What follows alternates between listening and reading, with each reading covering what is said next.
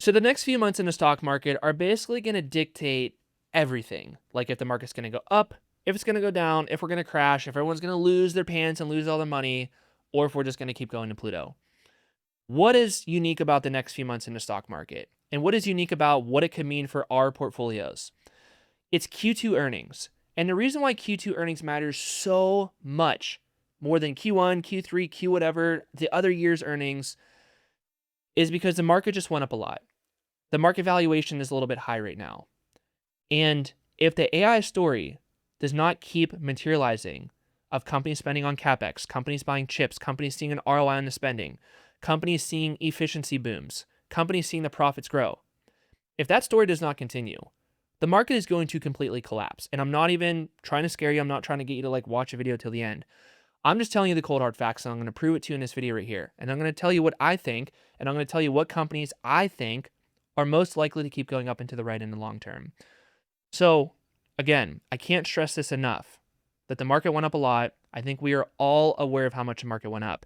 And if I go right here to the 5-year chart of the NASDAQ, it's obvious right here on the NASDAQ that it went up 178% in just the last couple years. Did the profit growth go up 178% in the last couple years? Not quite. So the market's up here. Maybe it should be a little bit lower down here. But if the earnings per share growth and the story slows down, the market's going to fall back to here and even potentially revisit the Iran lows, which if we do that on a percentage basis, that could be potentially a 20% drop in the market. Very possible. I'm not saying it's the most likely scenario, but it is very, very possible. So in this video, we're going to go organize everything out. So here's an economic calendar. This is what we got going on for earnings just coming up in the next couple weeks. Obviously, there's not really too much going on this week, but next week, you can see we start to get a lot of big dogs, the TSMs, the ASMLs, a lot of financials are going to be reporting. Then the week after that, we kind of get into full shebang, hyperscaler earnings, the AI companies, et cetera, et cetera. It's going to be big, big day right here. So we're going to go through all that. We're going to break it down of what it actually means for your portfolio. And one of the key things I really want you to focus on now is just how concentrated the market really is. If we look at the top 10 holdings for the actual NASDAQ index, the triple Q, do you see that the top 10 holdings are 45% of the index? Like, does that concern anybody that literally 10 companies dictate basically half of where the entire stock market's going to go? It's really concerning and it's really important because if these companies suck or if they're bubble valuations or if we think the AI story is going to collapse and these are all AI companies, what do we think the market's going to do going forward from here, right? Like, it's probably not going to do good. I mean, look at this. NVIDIA is literally almost 8% of the index. Apple 7, Micron, a very, very volatile company that just went to Pluto, is almost 5% of the NASDAQ. Like, that's pretty crazy, right? Microsoft, Amazon, AMD, another stock that just went to Pluto, is about 4% of the index. Like, these companies carry big weight and they're really, really volatile. So we're going to break down some data of where I think the index is likely to go, because where the S&P and NASDAQ goes is likely where the individual stocks are going to go too, because it kind of just sets the tide for the market. And then we'll go through a few other things to really get a lay of the land of where things are at. We'll go through the stock sheet. We'll go through a bunch of different charts, really get a gauge of where things are at. But the first thing we got to look at is going to be this. I'll hit on it really, really quick because I know we hit on it a lot, but we did just get really, really important updated information here. You guys know the earnings per share dictates where the market's going to go in the long term, okay? Q2 earnings are what we're about to get. The estimated year-over-year earnings per share growth rate for the S&P 500 is going to be about 23.3%. Is that good? Is that bad? Is that ugly? What do we think? It's pretty good if you ask me. The reason why it's good is because the average is about 10%. And if you ever wondered why the S&P averages about 10% in the last 50 years, it's because this number right here has averaged about 8 to 10% in the last 50 years. So yes, the market did just go to Pluto or whatever planet you want to call it, but a lot of that is because earnings per share growth is going to Pluto. EPS's growth is almost going up as vertical as what the market went up. So a lot of this move is justified right here. But guess what? If this slows down, and if the guidance going forward slows down for where we think profits are going to go as these companies start to report next week and the week after that, it's not going to be good for the market, because the valuation level that the market's trading at right now is kind of counting on this continuing. And if it does continue, great. But if it doesn't continue, you better strap in for some volatility because we're totally going to get it. Take a look at this data right here. The valuation level for the S&P 500, the forward 12-month PE ratio is about 20.4. The 5-year average is about 20, and the 10-year average is about 19. So are we thinking that the market's in a bubble right now just by looking at this? In my opinion, no. Like, yes, we're a little bit above the 10-year average, but I think it's justified to be more than a 10-year average, 19 versus 20, because earnings per share growth is way more than average. So that helps justify where the market's actually at right now. And of course, this chart I show all the time, this is the earnings per share growth line versus the actual S&P 500 itself. When the S&P is above the EPS growth line, the market is a little bit expensive and the future returns aren't going to be that good usually. You can see that here, you can see that here, and you can see that here, and you can see it kind of like here where the market's like stalling out, and meanwhile EPS is catching up. So in the next couple years, this is a 10-year chart across the bottom. So 1 year here, 1 year from here going out. I think EPS is going to do something like this. And if it does continue doing that, the market will continue following that in the long term, but in a very bumpy way like this. So of course, when we have a transformational technology like AI coming out, where it's like, one day Mr. Market's like, it's the best thing since sliced bread. The next day it's like, oh, these companies are spending so much money on CapEx, they're not going to get an ROI. This is all a big fugazi, a woozy, a wazi. The market's going to crash. So it's going to be very volatile is what I'm getting at. And you have to have your portfolio oriented in a way to be okay in that volatility and capitalize on it because it is going to continue. And that's why the data that we're about to get for Q2 earnings is going to be by far one of the most important earnings seasons that I have ever been through. And I've been investing and beating the market for over 12 years. And I'm telling you, like, I'm not blowing smoke up your butt. This is really, really important stuff to understand. So, we talked about where the P ratio was on average in the last 5 years and last 10 years. But this shows us where it is in relation to the last 30 years. And you can see that the 30-year average is 17.2, and right now we're at 20.4. Now, here's something that many people aren't really thinking about. They're like, well, Brandon, the P ratio is higher right now because EPS growth is good, right? That's what you just said, Brandon. And you're right. I think it is higher, and I think it's largely justified because EPS growth is so strong. But here's what other people aren't thinking about. This 30-year average, it factors in periods of hypergrowth, kind of like what happened right here before the dot-com crash, right? Do we see that the P ratio was almost at 25? And down here in the 2008 crash, the P ratio actually went below 10. So you can see the P ratio has a lot of variance right here. And that 30-year average averages out to 17. But the point I'm getting at is this 17 is factoring in a bubble. So we're above the average. And I'm not saying we're in a bubble right now. But again, the EPS growth story has to maintain. Otherwise, it's very likely we're going to see the one standard deviation above we're at right now, above the 30-year average, is going to get canceled out, and we're going to fall to the 17.2 P ratio, which would be like a 20% dip in the market. It's very possible. Now, a good way to visualize this of like what we should expect going forward for the market, let me just cover this one up right here. I don't want you to look at this just yet. Look over here on the left. This shows you on the y-axis the ROI in the stock market going forward 1 year from a certain P ratio level, and then this down here is the P ratio level. So understand this in your head. The higher you go to the right here, that's the higher the P ratio level. The more you go to the right, the lower this average line goes. In English, the higher the P ratio level, the lower the ROI in the stock market is going forward 1 year from this chart right here. Okay?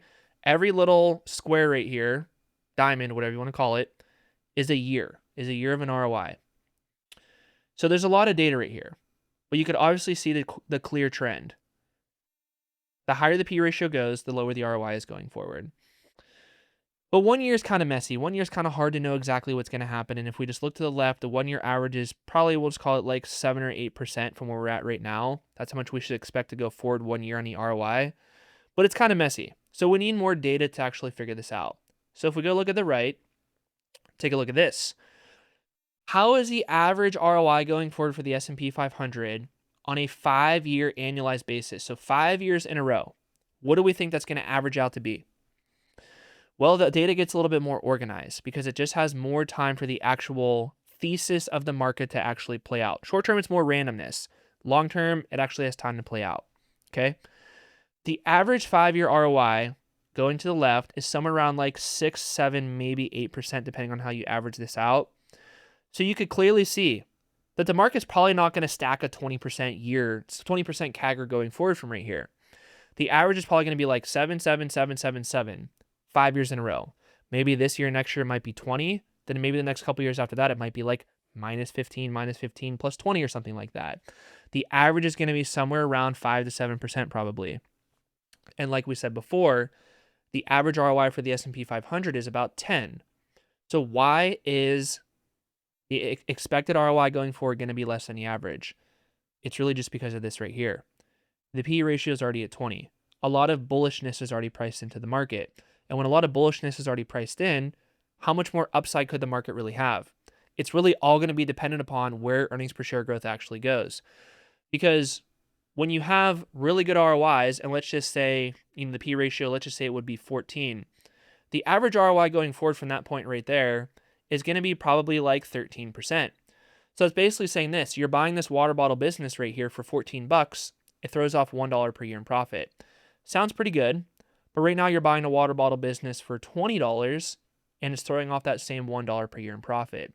So the market's a little bit more euphoric, more excited, more optimistic about the future going forward because it's willing to pay $20 for $1 in profit versus $14 for $1 in profit.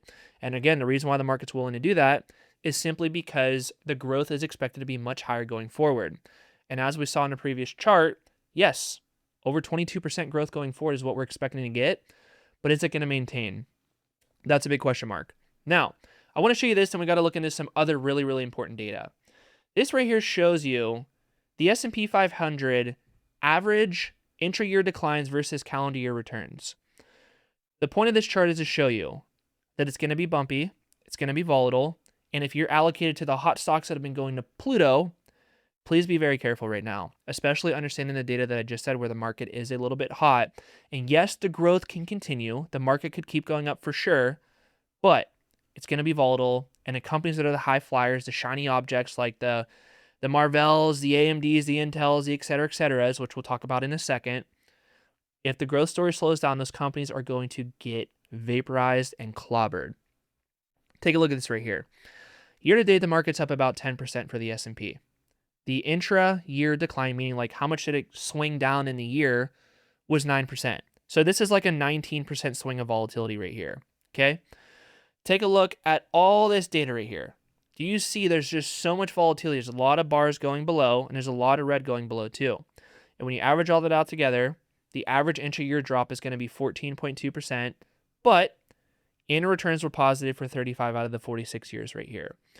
So the point of the story is the market usually goes green, but where we're at right now with P ratio level and just uncertainty with how AI is actually going to pan out, there is going to be a lot of volatility. And it's very possible year to date, this 9 number might actually be even lower because maybe we report bad, maybe we guide bad, et cetera, et cetera. Okay, so coming back to this really quick, we get it. We understand the 45% of the NASDAQ is heavy AI and tech related. So let's go take a look at these companies right here. And we're going to look at them on my stock sheet, and we're going to see what we see, right? We're going to see if we see bubbles, or we're going to see if we see opportunity to capitalize. Let's look at NVIDIA right here. Do we think NVIDIA is cheap? Yeah. NVIDIA is trading at 72% of intrinsic value, meaning fair value is 273, currently trading at 196. I think that NVIDIA is cheap. So that's good. We want to see these big dog companies on the S&P 500 holdings list to be trading at a fair valuation with good growth, good prospects going forward. What about Apple? How do we see Apple on here? We're going to have to scroll down a little bit. I kind of already know where Apple is at. Here it is. Apple is at 157% of intrinsic value. You can see that fair value is 198. Current price is 312. You think it's a surprise that Warren Buffett, one of the best investors of all time at Berkshire Hathaway, is it a surprise that they've been selling their Apple shares? No, not to me. It's not that the company of Apple sucks or it's doing anything bad. It's just that the valuation is a little bit hot. Okay, what about Micron? Going to the top, I know where Micron's at right here. Trading at 59% of intrinsic value. Obviously, it's pretty cheap. Fair value somewhere around 1,600, trading around $1,000 a share. Obviously, Micron's a very volatile company, and they're very subject to the memory cycle. But I think the Micron's going to be good for the years going ahead. But hey, this is going to be one of those more volatile stocks. And the fact that it carries almost 5% of the index weight, it's going to make the index very volatile. Microsoft is cheap in my opinion. I am okay to allocate to Microsoft right now. You can see it right here. Trading at 88% of fair value. Good valuation, pretty good growth, pretty good moat, pretty good execution risk, and the overall economy for all these companies that they're operating within is basically fine in my opinion. So Microsoft overall is okay. What about Amazon? Okay. Amazon right here is going to be down a little bit more, and it's going to be because it's 108% of fair value. Currently trading at 245, fair value is at 225. So if you see Amazon stock pull back a little bit, that's justified, and it's obviously going to drag this actual triple Q index down with it, which will of course drag the Nasdaq down with it, which will of course drag many individual companies down with it, because when sentiment gets bad, sentiment gets negative, almost everything falls with it. Okay, let's look at AMD right here. AMD, we're definitely going to have to scroll down a little bit, and AMD is going to be a story of the big bad valuation being a little bit hot. Okay, here it is. You can see that AMD is trading at 270% of intrinsic value. Stock is 558, fair value is around 206, and I'm assuming a 38% compound annual growth rate going forward. AMD stock is expensive. AMD stock needs to bring a little, needs to take a little bit of a breather and pull back a little bit, in my opinion. So we have AMD and Apple so far that are trading a little bit hot, Amazon a little bit too. You could see why the future expected returns for the NASDAQ might not be as amazing as what you actually want. Let's take a look at Google really quick. The big, bad Google, okay? Basically a fair value, okay? So Google's not really a big net gainer or decliner from the actual index itself. I think it's going to be okay. Looking at Tesla, obviously Tesla is expensive. It's a story of Optimus and the Robotaxi network. So Tesla is a bubble if you look backwards, in my opinion, but looking forward, the stock is cheap, potentially, if they actually execute on that. So Tesla is more of a wild card, and Meta, in my opinion, is very, very cheap. I've been talking about Meta for a while now. I think that Meta is just a story of a stock that you got to be patient with. Currently trading around 600, fair value is 825. So when we really get that lay of the land right here, where the valuations are at, where the growth is at, how these companies actually compose the main NASDAQ index, you can see that it matters how they report and how they guide. And that's why in Discord, I cover all this stuff in real time and just understanding like what the CEOs are saying, where the thesis is at, what's going on with AI. Do we think the capital expenditures are going to continue? If so, why? If so, why not? And what that means for the overall market. And understanding these 10 companies is so critical to understand, because they're going to set the tide for everything in the market. But at the end of the day, this is what I think is going to happen. Whenever there's any new transformational technology, industrial revolution, internet revolution, tech revolution, AI revolution right now, the market's going to be volatile. The market's going to price some things to bubbles, and the bubbles are going to pop. The market's going to misprice some things, and then those stocks are going to revert higher because they just were beat up and were out of favor for a little bit. The market's going to have a lot of volatility is what I'm getting at here. But I do think that the growth story is going to continue. I think that AI is real, and I think that the growth is going to continue for the companies that are spending money on CapEx and looking to get an ROI from that. I think that AI right now is the dumbest that it's ever going to be, and it's only going to keep getting better going forward from right here. So that overall is what I got for this video here. Like, I'm very bullish in the long term. Short term, I'm cautiously optimistic. Again, we're going to get volatility for the 50th time. I just want you to accept that, because I know the market's been green recently and everyone's like, oh, volatility, I don't care about it. I'll buy the dip. Yeah, until the dip comes. And then you're going to get nervous and be like, oh, well, I'm going to wait for more of a dip. And then you miss the dip and then the market runs up. Kind of like what just happened on the Iran situation. And that's like where my Charles Schwab account went from, $1.1 million to now it's like over 1.5. Like, look down here, it's like literally 1.1 flat. But I capitalized, so good companies at good prices, and just that one little dip right there made me over $400,000. Not to flex, not to brag, but that's just what happens when you buy good companies for less than what they're worth. So if you learn more about that, click the link below, 10-day stocks and options transformation training. You get access to my training and my Discord community. I'm not going to try to shill it too hard, but it will genuinely change your life. You just have to trust me on that. And if you don't want to do that, watch this video right here about how I do stock options. It will help you out a lot. See you guys there.